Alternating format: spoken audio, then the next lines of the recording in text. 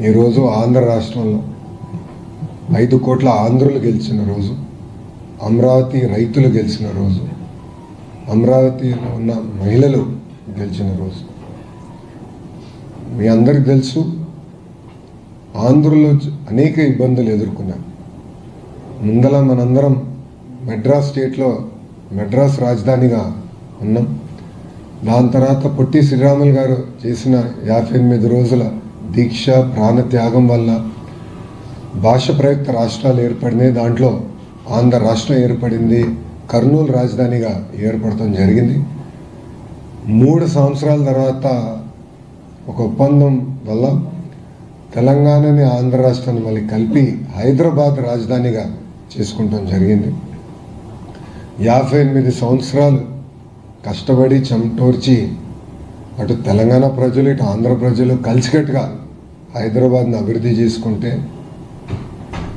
ఒక చీకటి రోజు పార్లమెంట్లో ఎలాంటి చర్చ జరగకుండా టీవీలు కట్టేసి తలుపులు వేసి ఆ రోజు ఆంధ్ర రాష్ట్రాన్ని విభజిస్తాం జరిగింది. ఆనాడు చాలా స్పష్టంగా గౌరవ ముఖ్యమంత్రి చంద్రబాబు నాయుడు గారు ఆనాడు ప్రతిపక్ష నేతగా ఉన్నప్పుడు 2 ప్రాంతాలకి మీరు న్యాయం చేయాలి, న్యాయం చేసి ముందరికి వెళ్ళండి, లేదంటే విభజన వల్ల ఒక ప్రాంతానికి అడ్వాంటేజ్ వచ్చినా ఇంకో ప్రాంతం చాలా తీవ్రంగా నష్టపోతుందని చెప్తాం జరిగింది. అయినా కూడా వినకుండా ఆంధ్ర రాష్ట్రాన్ని విభజిస్తాం జరిగింది. నేను పుట్టి పెరిగింది తెలంగాణలో, నాకు హైదరాబాద్లో ఉన్న ప్రతి గల్లీ తెలిసిన వాళ్ళు. కానీ ఆ రోజు నాకు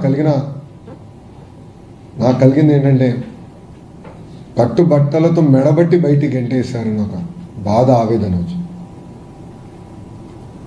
రాజధాని ఎక్కడ పెట్టాలో తెలియదు. కూర్చున్నాక ఒక సెక్రటేరియట్లో మన సెక్రటరీలు కూర్చున్నాక ప్లేస్ లేదు, అసెంబ్లీ సమావేశాలు వేసుకోవడానికి ప్లేస్ లేదు, హైకోర్టు లేదు. 10 సంవత్సరాలు హైదరాబాద్ మీ రాజధాని, దాని తర్వాత మీరు దారి మీరు ఎత్తుక్కోండి అని సింపుల్గా చెప్పేశాను.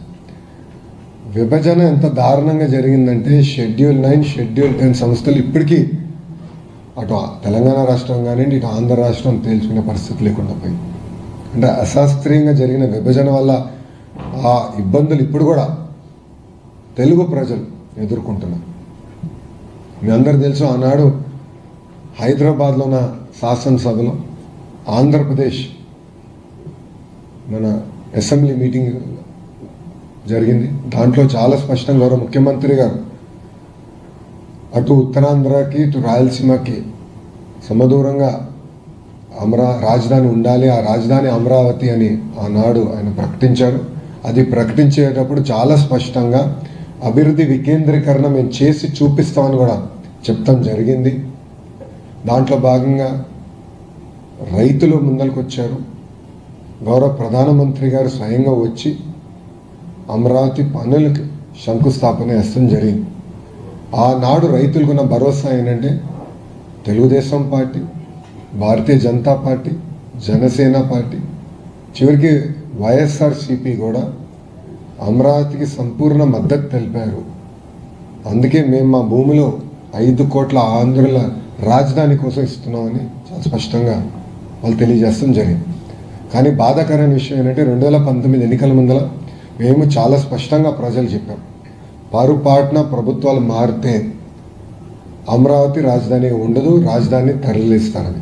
కానీ ఆనాటి ప్రతిపక్ష నేత, ఇప్పుడు పులివెందుల ఎమ్మెల్యే చాలా స్పష్టంగా నేను ఇక్కడనే ఇల్లు కట్టుకున్నాను, నేను రాజధాని ఎక్కడ తీసుకెళ్ళను అని ప్రజల్ని మోసం చేస్తాం జరిగింది. ఆయన అధికారంలోకి వచ్చిన తర్వాత రాజధాని పైన అనేక ఆరోపణలు చేసి 3 ముక్కల ఆటకి ఆయన మొదలుపెట్టారు. ఆ రోజు శాసనసభలో మా శాసనసభ్యులు పోరాడారు, కౌన్సిల్లో మాకు మెజారిటీ ఉంది. ఆ రోజు మేము కౌన్సిల్ సాక్షిగా మేమందరం పోరాడాం. నేను ఆ రోజు ఎమ్మెల్సీని, బిల్ని సెలెక్ట్ కమిటీకి పంపిస్తే కూడా సభ్యులందరూ సెలెక్ట్ కమిటీకి పంపిస్తే కూడా అప్పుడున్న లెజిస్లేటివ్ అఫైర్స్ మినిస్టర్ చైర్మన్ గారు సంతకం లేకుండా సింపుల్గా బిల్ పాస్ అయిందని చెప్పి తీసుకెళ్లి గవర్నర్ గారు ఎస్ఎన్టీ పంపించారు. అది తెలుసో తెలియకనో ఇప్పుడు కూడా నాకు తెలియదు, గవర్నర్ గారు ఆ రోజు పర్మిషన్ ఇచ్చారు. అది మేము లీగల్గా ఛాలెంజ్ చేసాం. అప్పుడు కోర్టు మీరు తప్పు చేశారు అని అక్షంతలు హస్తం కూడా జరిగింది. కానీ ఆ రోజు నుంచి ప్రజా రాజధాని కోసం ఒక ఉద్యమం మొదలైంది. పెద్ద ఎత్తున రైతులు, ప్రత్యేకంగా మహిళలు, ఎప్పుడు ఇంటి గడప దాటిన మహిళలు పెద్ద ఎత్తున రోడ్డుపైకి వచ్చి 5 కోట్ల ఆంధ్రుల కోసం పెద్ద ఎత్తున ఆనాడు పోరాడినందుకు వాళ్ళు అన్ని రకాలుగా అవమానించారు, వాళ్ళపైన దాడి చేశారు, లాఠీలతో కొట్టారు, కంచెబెట్టారు. శాంతియుతంగా వాళ్ళు అమరావతి నుంచి తిరుమలకి వెళ్ళాలన్నా, అమరావతి నుంచి సింహాచలంకి వెళ్ళాలనుకుంటే పాదయాత్రగా అనేక ఇబ్బందులు పెట్టారు, అవమానించారు. ఎంత దారుణం అంటే ఆ గ్రామంలో ఉన్న ప్రజలు ఆ గ్రామంలో తిరగాలంటే ఏకంగా వాళ్ళు ఆధార్ కార్డు చూపించే పరిస్థితి. 144 సెక్షన్ పెట్టారు. ఆ 5 సంవత్సరాలు ప్రజల్ని అన్ని రకాలుగా వేధించారు. 5 కోట్ల ఆంధ్రులు చూశారు. అందుకే వాళ్ళకు ఆవేదన, ఒక బాధ కలిగింది. ఆనాడు మేము చాలా స్పష్టంగా చెప్పాం, ఒకే రాష్ట్రం, ఒకే రాజధాని, అది అమరావతి. కానీ అభివృద్ధి వికేంద్రీకరణ చేసి చూపిస్తా ఉన్నాం. అదే నినాదంతో మేము అందరం ఎన్డీఏ మన ఎన్నికల్లో మేము కలిసికట్టుగా పోటీ చేశాం. అందుకే 94% మ్యాండేట్ ప్రజలు ఎన్డీఏకి ఇస్తాం జరిగింది.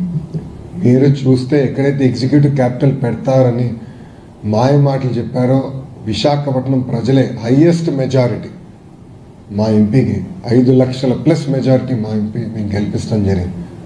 సో అటు విశాఖపట్నం, శ్రీకాకుళం, విజయనగరం, విశాఖపట్నం కానివ్వండి, లేని హిందూపూర్, అనంతపూర్, చిత్తూరు కానివ్వండి, అందరూ కూడా మేము అమరావతితో ఉన్నాం, ఒకే రాష్ట్రం, ఒకే రాజధాని. ఇప్పటికీ చాలా నష్టపోయాం. అమరావతి మా రాజధానిని తెలుగు ప్రజలు చెప్తాం జరిగింది. ఎన్డీఏ ప్రభుత్వ అధికారంలోకి వచ్చిన తర్వాత టీమ్ 11 అంటే 11 ఎమ్మెల్యేలు ఉన్న టీం అనేక దుష్ప్రచారాలు చేశారు. ఇప్పుడు కూడా చేస్తున్నారు. మళ్ళీ అధికారంలోకి వస్తే, పరుపాటున వస్తే 3 రాజధానులు చేస్తామని ఇప్పుడు కూడా వాళ్ళు చెప్తాం జరిగింది. దానివల్ల అమరావతికి రావాల్సిన పెట్టుబడులు కూడా స్లో అయింది. ఆంధ్ర రాష్ట్రానికి రావాల్సిన పెట్టుబడులు స్లో అయినాయి. రైతుల్లో కూడా ఒక ఆందోళన వచ్చింది. మళ్ళీ మా భవిష్యత్తు ఏంటి, ఇప్పటికీ నష్టపోయాం, మా భవిష్యత్తు ఏంటి, మళ్ళీ ఇంకొక ఉద్యమం చేయాలా, ఇది కరెక్ట్ కాదు, నీకు చట్టబద్ధత ఉండాలి, Amaravati should be the sole and permanent capital of Andhra Pradesh అని వాళ్ళు కూడా కోరటం జరిగింది. దాంట్లో భాగంగా ఒక స్పెషల్ సెషన్ పెట్టుకున్నాం. ఒక రోజంతా దీని మేము చర్చించాం. ఏకగ్రీవంగా శాసనసభలో తీర్మానం చేసి పార్లమెంట్కి పంపిస్తాం జరిగింది. దాంట్లో భాగంగా గౌరవ హోంమంత్రి అమిత్ షా గారు పర్సనల్గా తీసుకుని, ప్రధానమంత్రి గారు కూడా ఇప్పటికీ చాలా నష్టపోయారు ఆంధ్ర ప్రజలు. ఇట్లా ప్రభుత్వాలు శాశ్వతం కాకపోవచ్చేమో కానీ వ్యవస్థ శాశ్వతం, రాజధాని శాశ్వతం ఉండాలని ఆయన కూడా పర్సనల్గా తీసుకుని పార్లమెంట్లో నిన్న పాస్ అయింది బిల్లు. దాని తర్వాత ఆ సవరణ, దాని తర్వాత రాజ్యసభకు వచ్చి ఈరోజు ఆంధ్ర ప్రజలందరూ గర్వపడాలి. ఎందుకంటే మొత్తం భారతదేశం, ఒకే ఒక పార్టీ తప్ప మొత్తం భారతదేశం ఆంధ్ర రాష్ట్రానికి అండగా నిలబడింది. ఒక కదలిక తీసుకొచ్చాం. చాలామంది ఈరోజు రాజ్యసభలో మాడుతూ ఇది ప్రారంభం మాత్రమే, అమరావతి రాజధానికి ఒక సపోర్ట్ ప్రారంభం మాత్రమే, మనం ఆంధ్ర రాష్ట్రానికి అండగా నిలబడాలి. ఇప్పటికీ ఆంధ్ర రాష్ట్రం అనేక ఇబ్బందులు ఎదుర్కొంది, 5 సంవత్సరాలు చాలా నష్టపోయింది, మేమందరం ఉంటామని ఒక్క పార్టీ మినహా, ఆ టీమ్ 11 పార్టీ, ఆ ఒక్క పార్టీ మినహా అన్ని పార్టీలు కలిసికట్టుగా, ఇటు భారతీయ జనతా పార్టీ ఎన్డీఏలో ఉన్నా కానీ భారతీయ జనతా పార్టీ, జనసేన అయి ఉండొచ్చు, జేడీయూ అయి ఉండొచ్చు, అటు పక్కన కాంగ్రెస్, టీఎంసీ, ఆప్, ఎస్పీ అందరూ కూడా ముఖ కంఠంతో ఎస్ ఆంధ్ర రాష్ట్రానికి శాశ్వత రాజధాని అమరావతి అని వాళ్ళు మాట్లాడతాం. ఈరోజు కూడా నాకు వచ్చిన సమాచారం మేరకు కరెక్ట్గా 11 పార్టీలు మాట్లాడింది. సో 11 నంబర్ అనేది గత పాలకులు చేసిన పొరపాట్ల వల్ల ఆ 11 నంబర్ అనేది వాళ్ళు వెంటాడుతుంది. సో ఈరోజు కూడా అనుకోకుండా 11 పార్టీలు మాట్లాడాయి. దాంట్లో ఒక పార్టీ యాజ్ యూజువల్ వాకౌట్, వాళ్ళకి ఫ్యాషన్ అది. కౌన్సిల్లో వాకౌట్, పార్లమెంట్లో కూడా వాకౌట్ చేశారు. వాళ్ళకు ప్యాషన్ అంటారో ఫ్యాషన్ అంటారో, అది సిసిడి ఉన్న వ్యక్తి, క్రెడిట్ చోరీ డిసార్డర్ ఉన్న వ్యక్తిని మీరు అడగాలి. ఈరోజు కూడా వాకౌట్ చేసి వెళ్ళిపోయారు.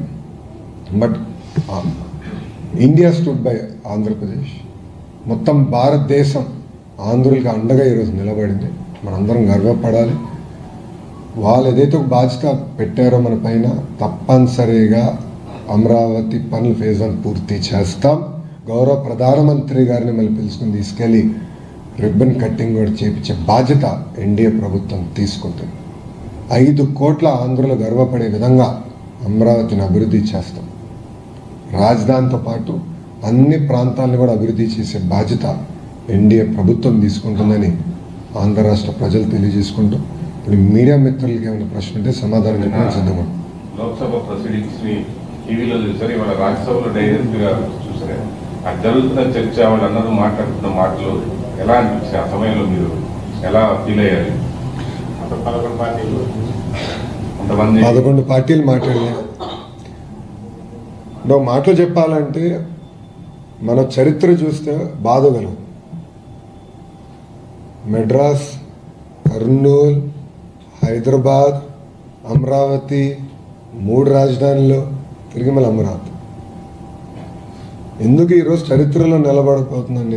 ఎందుకన్నానంటే శాశ్వత రాజధాని and only capital Amaravati Amaravati అంటే ఇప్పుడు సర్టినిటీ వచ్చింది, ఒక వెలుగు వచ్చింది ఆంధ్ర రాష్ట్రానికి.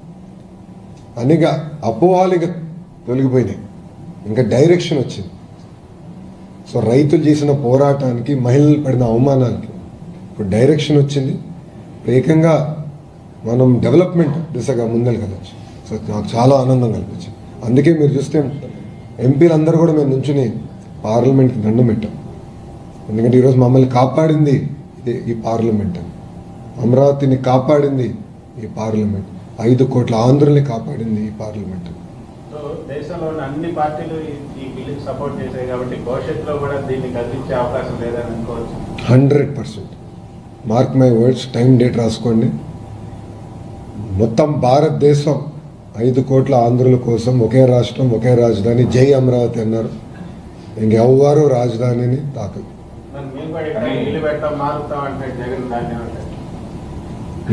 నాకు డౌట్ వచ్చింది, నేను ప్రెస్ మీట్ పెడితే నేనే కష్టపడ్డాను, నేనే బిల్ తీసుకొచ్చాను పార్లమెంట్కి చెప్తాడేమో అనుకున్నా. ఎందుకంటే క్రెడిట్ చోరీ డిసార్డర్ ఉందండి, అదొక జబ్బండి ఆయనకి.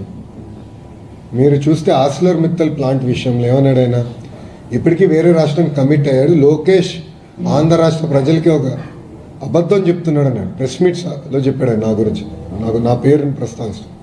అదే వ్యక్తి కరెక్ట్గా ఫౌండేషన్ తర్వాత నేనే మాట్లాడాను డావోస్లో, నేనే తీసుకొచ్చానంటే ఇంకేమన్నాలండి ఆయన్ని. సో ఆయన ఇంకా అధికారంలోకి రాడు, ఎందుకంటే ప్రజలు అన్నీ గమనిస్తున్నారు. గతంలో అంటే ఒక్క ఛాన్స్ అని ఆయన కోరారు, ఓకే చూద్దామని ప్రజలు ఇచ్చారు. దానివల్ల ప్రజలు ఎంత ఇబ్బంది పడ్డారో ప్రజలే స్వయంగా చూశారు. ఎన్ని దాడులు జరిగినాయి, ఎన్ని దొంగ కేసులు పెట్టారో ప్రజలే అనుభవించారు. సో ప్రజలు కూడా అప్రమత్తంగా ఉన్నారు.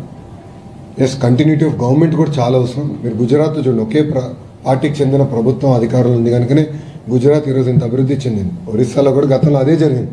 ఇప్పుడు ఆంధ్ర రాష్ట్రానికి కూడా ప్రభుత్వ కొనసాగింపు అనేది చాలా చాలా అవసరం.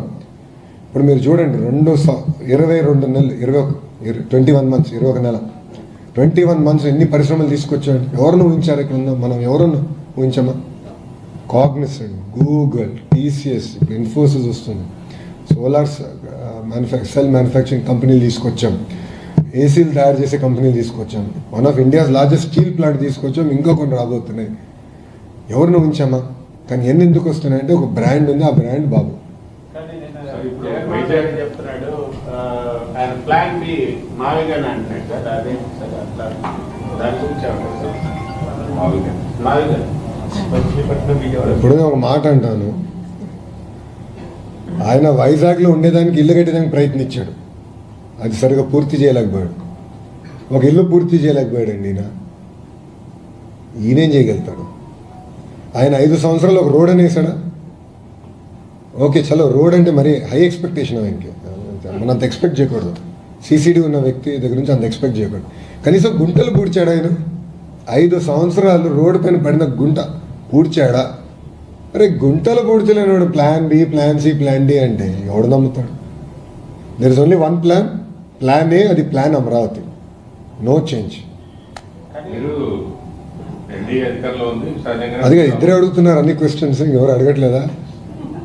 మీరు ఆమోదం పొందుతారు సహజంగా. కానీ పార్లమెంట్ వేదిక ఇన్ని రాజకీయ పార్టీలు మద్దతు వస్తాయని వాళ్ళు నిలబడటం, మాట్లాడిన విధానం కానీ అన్ని పార్టీలు మీరు అది ఎక్స్పెక్ట్ చేశారు. ఇన్ని రాజకీయ పార్టీలు మనకి దీనికి మద్దతుగా ఉంటాయి అమరావతి అనేటువంటి అంశాన్ని.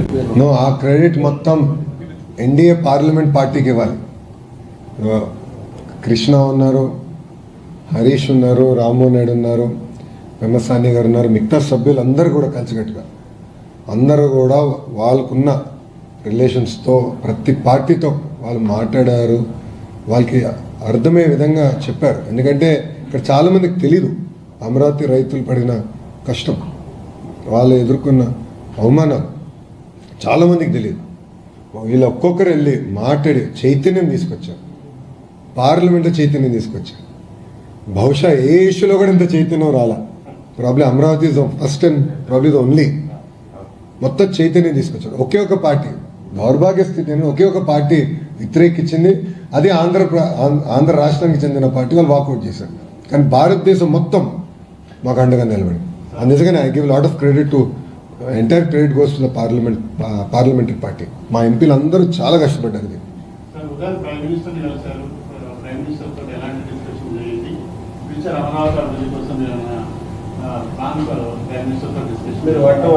మీరు ఎక్స్పెక్టేషన్స్ బాగా పెంచుతారు సార్. నేను ఒకటే చెప్పా గౌరవ ప్రధానమంత్రి గారు, సార్ ఈరోజు అమరావతి రైతులు హాయిగా పడుకోగలుగుతున్నారు.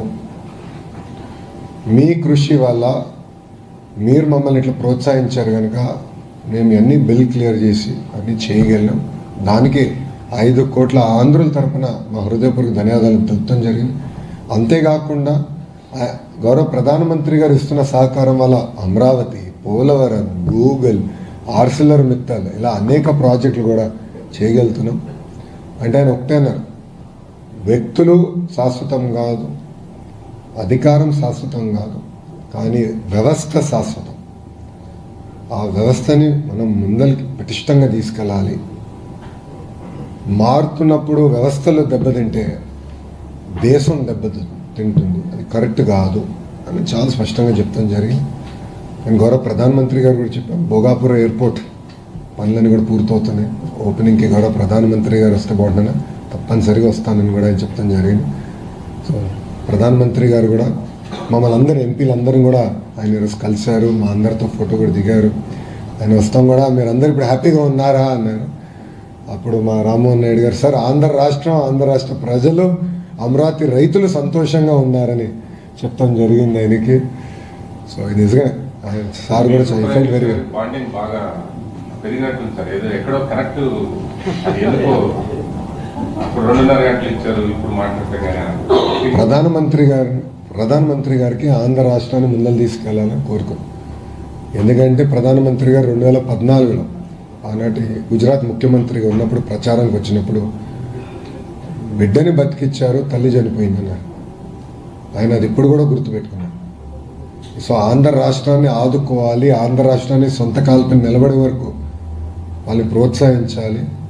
ఆయన ఒక మాట కూడా అన్నారు, బాబు టెక్నాలజీలో వెరీ గుడ్, ఆయన అనుకుంటే ఏదైనా సాధించేస్తాడు.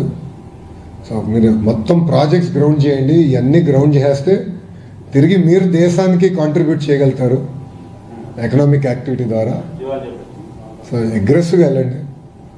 గతంలో నేను అమిత్ షా గారు కలిసినప్పుడు కూడా అమిత్ షా గారు నాకు ఇదే చెప్పాను, ఈ ప్రాజెక్ట్స్ అన్ని గ్రౌండ్ చేయండి.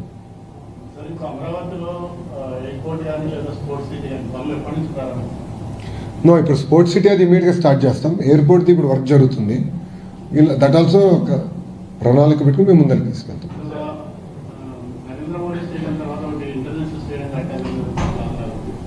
Because there is only one Narendra Modi Stadium. There will be one and only. It is not possible to replicate. One and only. మేము ఒక స్టేడియం కడతాం, వరల్డ్ క్లాస్ స్టేడియం కడతాం. But there'll be one and only Narendra Modi stadium. ఈ parliament ఆ స్టేడియంతో ఎవరు పోటీ పడలేరు. Parliament వేదికగా వైసీపీ చేసినటువంటి ఆరోపణలు ఏ విధంగా తిరుగుబడబోతున్నారు? 4,000 రూపాయలు స్క్వేర్ ఫీట్ కి, కానీ 12,000 రూపాయలు స్క్వేర్ ఫీట్ చేస్తున్నారు. తర్వాత అవినీతి జరుగుతుంది. సార్, నేను సూటిగా ఎవరైతే ఆరోపణలు చేశారో ఒక విషయం అడగాలనుకుంటాను. ఒక వ్యక్తి బతికేదానికి 700 కోట్ల రూపాయలు ఖర్చు పెట్టి ప్యాలెస్ కట్టారే, అప్పుడు రాలేదు ఇవన్నీ డిస్కషన్. అప్పుడు ఏమైందండి 4,000 రూపాయల డిస్కషన్? అడుగుతున్నా, సూటిగా ప్రశ్నిస్తున్నా.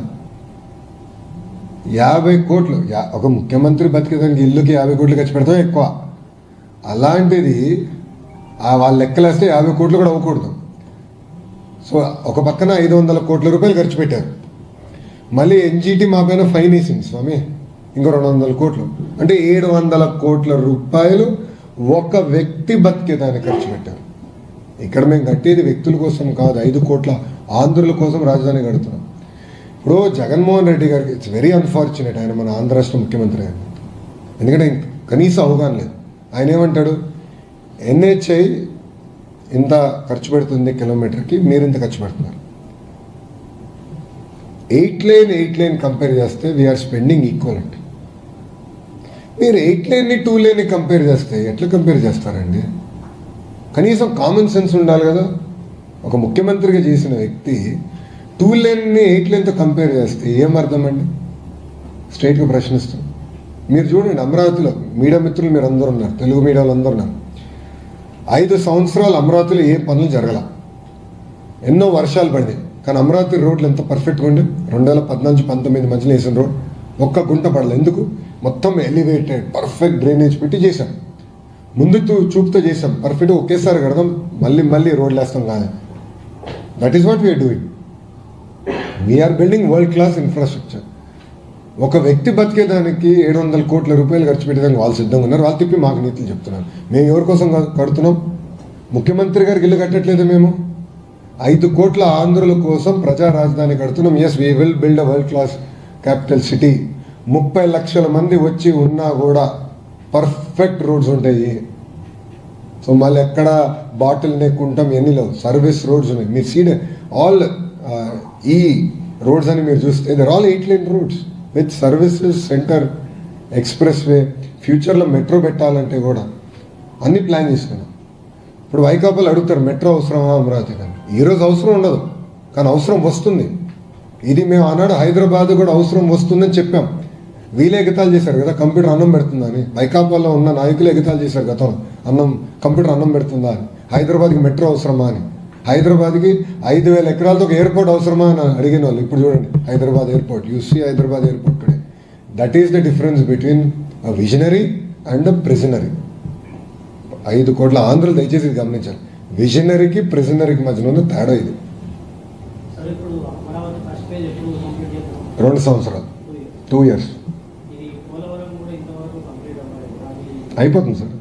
గౌరవ ముఖ్యమంత్రి గారు డేట్ ఇచ్చారు, అది అయిపోతుంది. 100% పూర్తి చేస్తాం, 100% పిలుస్తాం. Why any doubt? అది గౌరవ ముఖ్యమంత్రి గారు డిసైడ్ చేస్తారు సార్. నాకు ఉన్న ఉద్యోగం పీకించేటట్టున్నారు స్వామి. డన్. థ్యాంక్ యూ అమ్మా. జై అమరావతి. హైదరాబాద్ రాజధానిగా చేసుకుంటాం జరిగింది.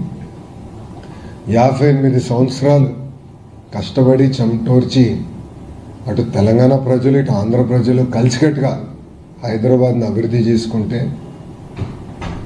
ఒక చీకటి రోజు పార్లమెంట్లో ఎలాంటి చర్చ జరగకుండా టీవీలు కట్టేసి తలుపులు వేసి ఆ రోజు ఆంధ్ర రాష్ట్రాన్ని విభజిస్తాం జరిగింది.